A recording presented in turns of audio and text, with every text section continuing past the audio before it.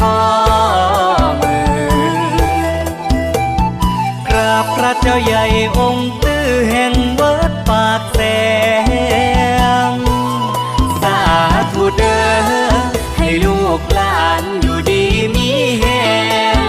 เบิ่งแยงด้วยใจศรัทธาเหมือนใจฮักต้องหมดฟ้าดลบันดาลให้ได้มาพบศพตาฮักจึงบ่เว้าเล่นฮักตั้งแต่เห็นหน้าหวังวิวาข้ามโขงฮักกันเด้อน้องเด้อฮักกันเด้อน้องเด้อฮักกันเด้อน้อง